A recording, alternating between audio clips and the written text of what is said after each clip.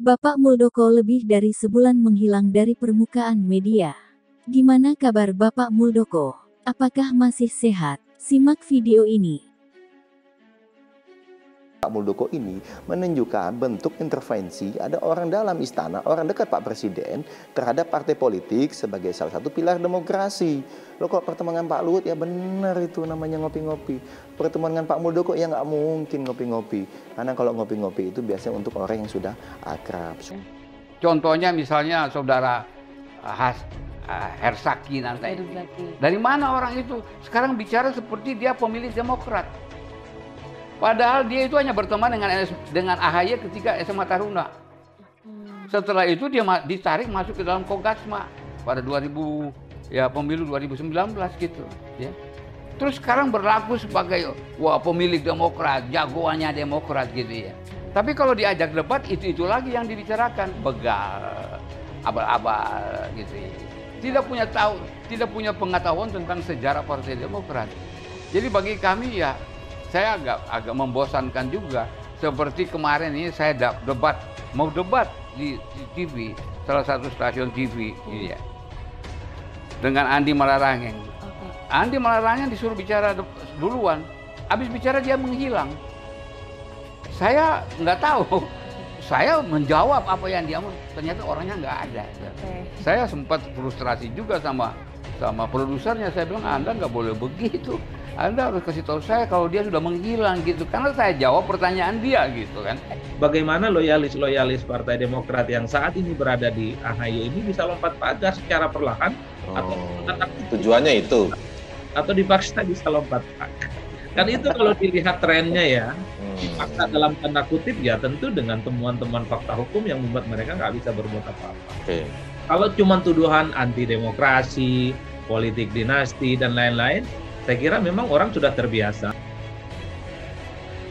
Banyak tanggapan yang bernada minir dan miring. Mereka mengatakan, Demokrat hanya mencari sensasi. Demokrat hanya play victim.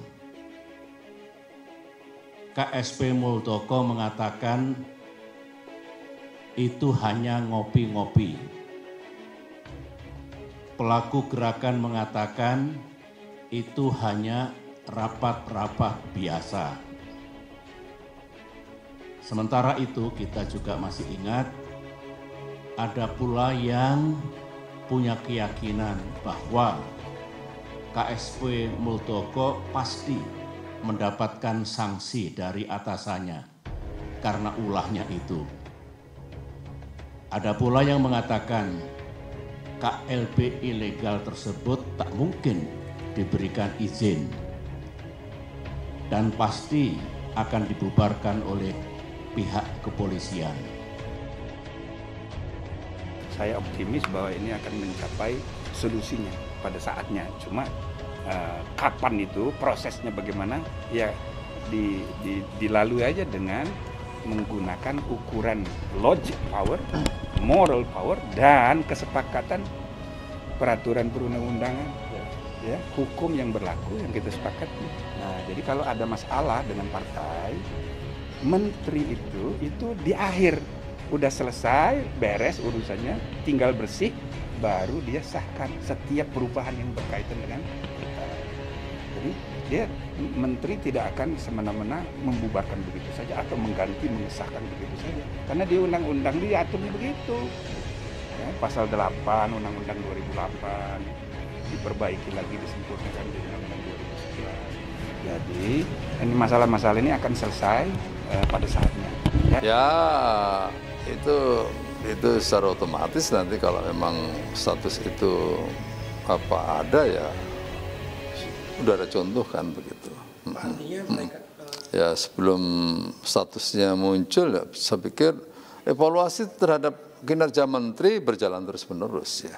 Bisa dilalui badai ini dan tentunya sama seperti yang sering saya sampaikan kepada teman-teman media bahwa perjuangan kami tentunya bukan hanya untuk menjaga kedaulatan Partai Demokrat, tetapi juga untuk memperjuangkan demokrasi yang lebih luas di negeri kita.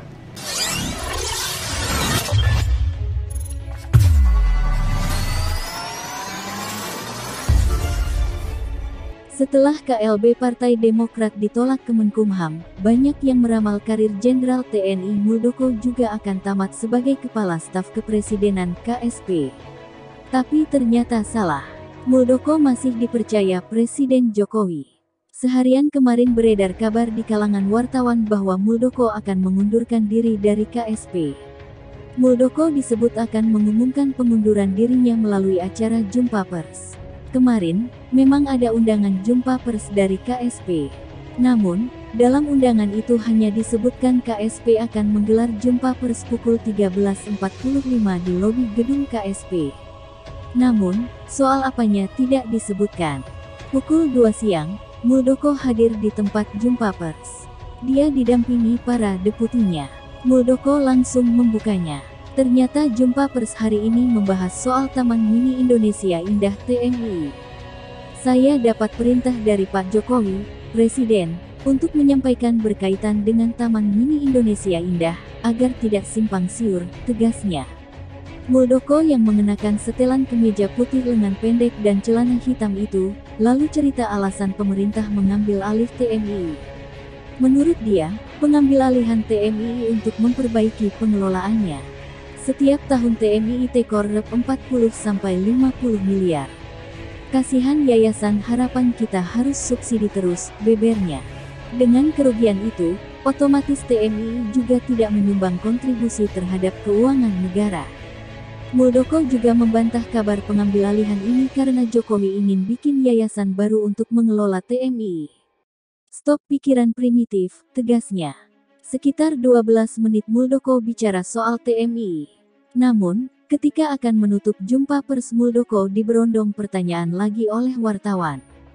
Muldoko ditanya soal penggabungan Kemenristek ke Kemendikbud dan lahirnya Kementerian Investasi. Jangan tanya yang belum jelas, ujarnya. Udah disahkan nomenklaturnya sama DPR, jawab wartawan. Saya yang belum jelas. Serba salah. Tar dulu apa? Sabar, kata Muldoko, sambil tertawa. Saat akan menutup jumpa persnya lagi, Muldoko ditanya kisruh Partai Demokrat. Muldoko pun menolak memberikan penjelasan. Ini kantor kepresidenan.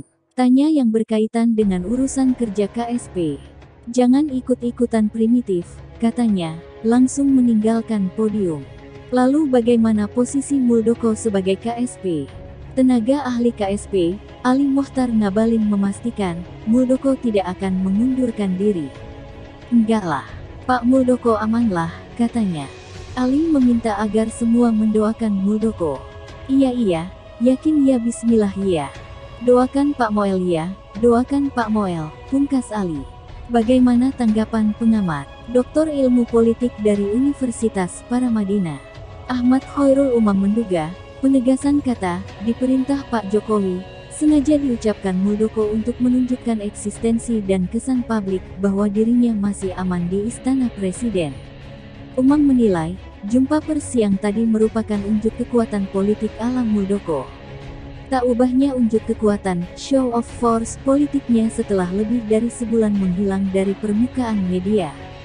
Seolah ia ingin menunjukkan bahwa dirinya baik-baik saja di Istana Presiden, meskipun Kemenkumham sebelumnya menolak pengesahan KLB Partai Demokrat hasil manuver politiknya, jelas Umam. Bagaimana tanggapan kubu AHY? Kepala Badan Komunikasi Strategis Partai Demokrat, Herzaki Mahendra Putra enggan bicara soal posisi Muldoko di KSP.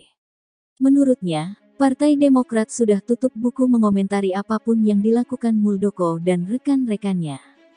Kami sudah tak mau komentari apapun yang dilakukan dan dikatakan mereka.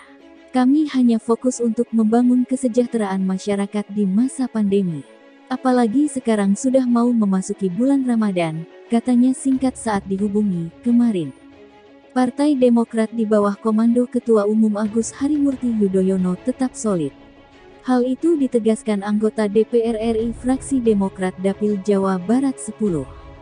Didi Irawadi Syamsuddin, dalam kegiatan silaturahmi sekaligus buka bersama dengan kader Demokrat di Sekretariat DPC Demokrat Kuningan. Saya berharap, kader Partai Demokrat semakin solid, semakin kompak, dan saling mendukung untuk membesarkan serta memenangkan kembali pemilu 2024 dengan raihan suara terbanyak, ujar Didi, Sabtu tanggal 24 April tahun 2021, dikutip kantor berita Remo Jabar.